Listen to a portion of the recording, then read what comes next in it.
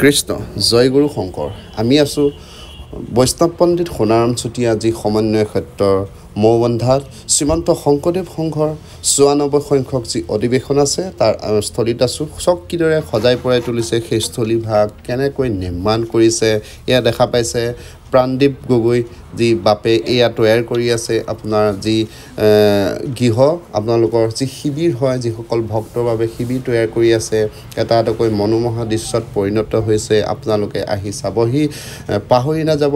৬, ৭, ৮, ৯ তাৰিখে অহা আপোনালোকে যোৰহাটত অনুষ্ঠিত হৈছে দেৰগাঁও আৰু যোৰহাট সংযোগী স্থলত যি মধ্যমত যোৰহাট জোৰণি ঠাই যি ঠাইত এই নিৰ্মাণ কৰা হৈছে শ্ৰীমন্ত শংকৰদেৱ সংঘৰ ৯৪ বাৰ্ষিক অধিৱেশন তেন্তে আপোনালোক আহিব চাওকচোন কেনেদৰে নিৰ্মাণ কৰিছে ইমান সুন্দৰকৈ এয়া যি আপোনাৰ বাবে তৈয়াৰ কৰি ৰখা হৈছে যিসকল অতিথি আহিব তেখেতসকলক আপ্যায়ন কৰিবৰ কাৰণে যি আপোনাৰ শিবিৰ হয় শিবিৰত কেনেকৈ নাঙল থৈছে দেখিছে যিটো বাটচৰা হয় এইটো বাটচৰাটো নিৰ্মাণ কৰিছে চাওকচোন আগফালে দিছে এই তামোলৰ গছ কলৰ গছ আৰু ধুনীয়াকৈ ৰং বুলাই দিছে এয়া আপোনালোকে দেখা পাইছে যি নামঘৰ জনা হয় এয়া নামঘৰ তৈয়াৰ কৰা হৈছে যেনেকৈ এখন এটা গাঁৱলীয়া পৰিৱেশ সৃষ্টি কৰিব চেষ্টা কৰিছে আপোনালোকৰ মাজত দাঙি ধৰিব এক সুকীয়া ছবি সেয়েহে আপোনালোকে চাবলৈ নাপাহৰিব যি যোৰহাটত অনুষ্ঠিত হৈছে এৰালতলী পথাৰ মৌবন্ধাৰ এয়া দেখা পাইছে আপোনালোকে কিদৰে সৰু সৰুকৈ নিৰ্মাণ কৰিছে চাওক আপুনি অনুভৱ কৰক এইখিনি তামোল গছ আৰু চেৱা গছ আৰু বাঁহ খেৰিৰে তৈয়াৰ কৰা হৈছে প্ৰতিটি ঘৰ আৰু ইয়াতে আপোনালোকক দেখাব বিচাৰিছে এখন গাঁৱলীয়া এটা পৰিৱেশ সুন্দৰ বাতাবৰণ সৃষ্টি কৰে কেনেকৈ শ্ৰীমন্ত শংকৰদেৱ সংঘই এই আপোনালোকৰ বাবে ইমান এটা সুন্দৰ পদক্ষেপ লৈ আগবাঢ়ি আহিছে তেন্তে আপোনালোক আহিব প্ৰতিজনে ইয়াত এবাৰ আপুনি চাই যাব এটি ঘৰৰ আগফালে যি চোতাল তৈয়াৰ কৰা হৈছে চোতালৰ আগফালে এখনি ইয়াতে মৰণা ৰাখিব এজন ভকত ওলাই আহিব কোৱা শুনিছোঁ আৰু আগফালে যি আমাৰ চাহৰ খেতি থাকে সেই এই আপুনি দেখা পাইছে সোঁহাতে আপোনাৰ গৈ আছে যিটো কেমেৰা এই সোঁহাতে ইয়াতে এখন চাহৰ খেতি ইয়াতে তুলি ধৰিব আৰু এজন তাতে যিসকল বনুৱাই তাত কাম কৰি থাকিব এনে দৃশ্য আপোনালোকৰ বাবে দাঙি ধৰিবলৈ চেষ্টা কৰিছে শ্ৰীমন্ত শংকৰদেৱ সংঘৰ যি ৯৪ সংখ্যক অধিৱেশন আছে যোৰহাটত তেন্তে এটা চক আপোনালোকে কিমান এটা বিশাল মণ্ডপৰে এয়া আপোনালোকৰ বাবে আগবঢ়াই দিছে আপোনালোক আহিব এই অনুষ্ঠানভাগিত আপুনি পাহৰি নাযাব শ্ৰীমন্ত শংকৰদেৱ সংঘৰ এক বিশাল আয়োজন শ্ৰীমন্ত শংকৰদেৱ সংঘৰ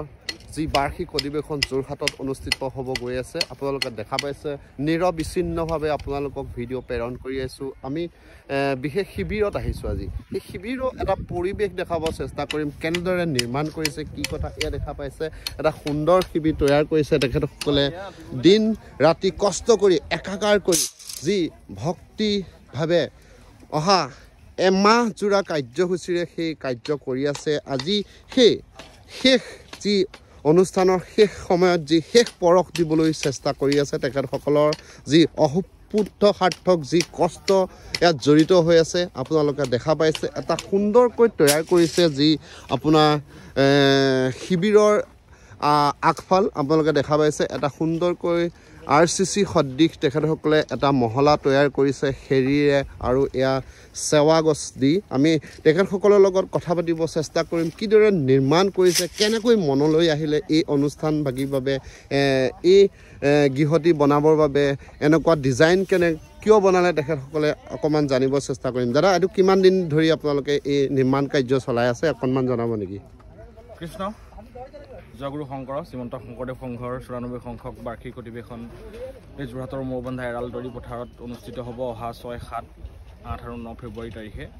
গতিকে আমি সমূহ যোৰহাটবাসী ৰাইজে অসমবাসী ৰাইজৰ আমি মৌবন্ধা এৰালতলী পথাৰলৈ ভক্তিৰে আদৰিছোঁ আমি উত্তৰ পশ্চিম যোৰহাট আঞ্চলিক শাখাৰ শলমৰা প্ৰাথমিক শাখা দীপজ্যোতি প্ৰাথমিক শাখাৰ কমললোচন প্ৰাথমিক শাখাই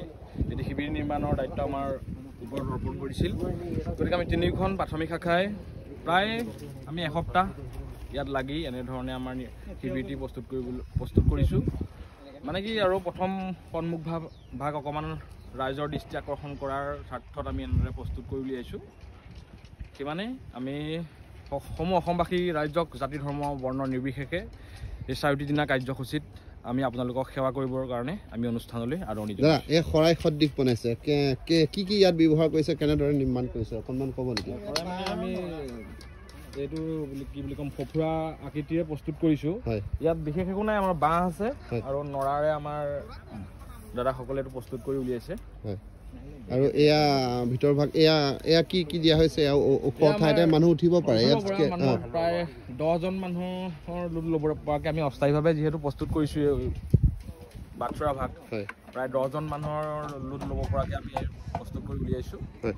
আপোনালোকৰ বিশেষ আকৰ্ষণ দেখা পাইছোঁ কাৰণ বিশেষ আকৰ্ষণ আপোনালোকে দেখা পাইছোঁ ইয়াত বেলেগটো এনেকৈ বনোৱা নাই বা আপোনালোকে দেখা পাইছোঁ কেনেকুৱা অনুভৱ কেনেকুৱা লাগিছে যিহেতু এখন বৰঅসমখন বিভিন্ন জাতি জনগোষ্ঠীৰে পৰিপূৰ্ণ এটি বাৰেধৰণীয়া সংস্কৃতি আছে, গতিকে আমি এই জনজাতীয় মানে যিসকল আমাৰ ভাই বন্ধু আছে তেখেতলোকৰ যিটো চাং